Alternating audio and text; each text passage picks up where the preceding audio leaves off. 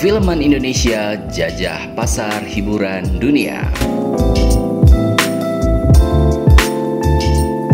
Industri perfilman Indonesia merupakan salah satu subsektor ekonomi kreatif yang terus mengalami perkembangan pesat, dan Indonesia sendiri merupakan salah satu pasar perfilman terbesar di kawasan Asia Pasifik dengan pertumbuhan tertinggi di saat perfilman negara-negara lain mengalami kelesuan. Era kemajuan perfilman Indonesia bahkan digadang-gadang mampu menyaingi perfilman Hong Kong, Jepang, dan Korea. Hal ini dibuktikan dengan banyaknya film Indonesia yang berhasil menghiasi layar bioskop dan menarik perhatian banyak pecinta film di dalam maupun di luar negeri.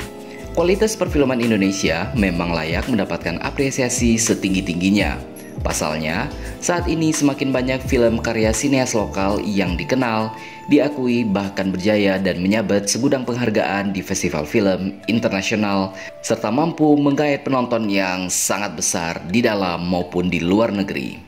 Berikut 11 film Indonesia yang berjaya di festival film internasional dalam kurun waktu 5 tahun terakhir. Marlina si Pemburu dalam 4 babak. Film Indonesia yang berjaya di Festival Film Internasional yang pertama yaitu Marlina si Pemburu dalam 4 babak. Berlatar di Pulau Sumba, film Indonesia satu ini berhasil meraih banyak penghargaan dalam ajang Festival Film Internasional.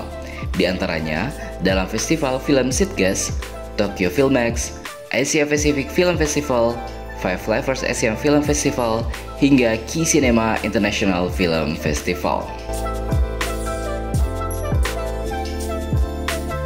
Pengabdi Setan.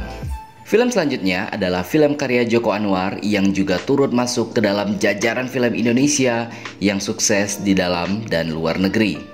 Memiliki cerita yang mencekam dan mendebarkan, Pengabdi Setan berhasil meraih predikat film horor terbaik di Toronto After Dark Film Festival dan Overlook Film Festival. KKN Desa Penari. Film bergenre horor yang dirilis 30 April 2022 ini mengundang animo yang sangat besar dari masyarakat Indonesia dan masyarakat internasional. Film yang mengisahkan tentang pengalaman sekelompok mahasiswa yang mengalami banyak kejadian mistis selama menjalani KKN di sebuah desa, dikonfirmasi telah memperoleh lebih dari 8,8 juta penonton. Hal ini menjadikan KKN Desa Penari menjadi film Indonesia paling laris sepanjang masa dalam dunia perfilman Indonesia. Bahkan, KKN Desa Penari mampu menggeser 2 merek film Hollywood yang berada di puncak teratas, yakni Spider-Man No Way Home yang ditonton 8,7 juta penonton dan Avengers Infinity War yang ditonton 8,12 juta penonton di bioskop Indonesia.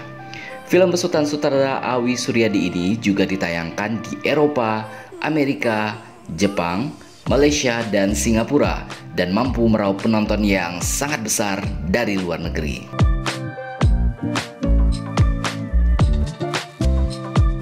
Kucumbu Tubuh Indahku. Film Kucumbu Tubuh Indahku ini juga sukses dan disambut positif oleh pecinta film di luar negeri. Film karya Gari Nugroho ini berhasil meraih banyak penghargaan dalam ajang festival film internasional. Beberapa penghargaan yang berhasil diraih film Kucumbu Tubuh Indahku ini antara lain Venice Independent Film Critic 2018, Asia Pacific Screen Award 2018 kategori Cultural Diversity Award, dan Best Picture dari International Sandfield Award 2019. Skala Niskala.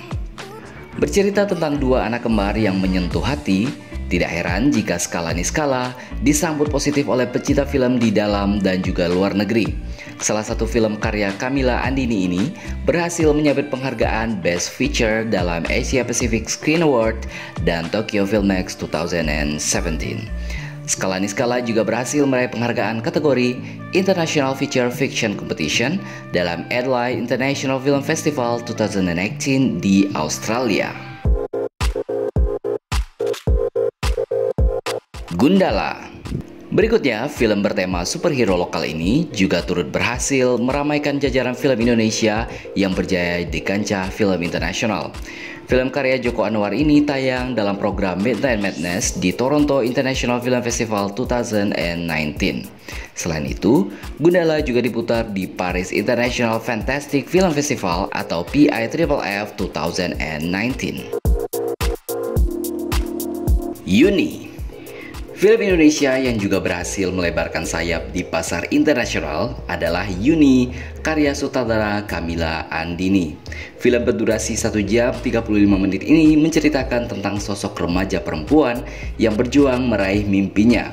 Dikemas dengan sangat apik, Yuni berhasil meraih penghargaan Platform Prize dalam Festival Film Internasional Toronto 2021. Selain itu, Yuni juga tayang perdana di Festival Film Internasional Busan 2021.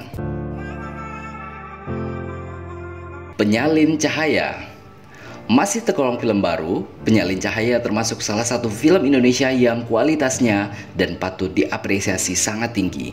Tidak sekedar mendapatkan banyak pengakuan di dalam negeri, film karya Regas Batuneja ini juga mendapatkan respon positif dari pecinta film luar negeri.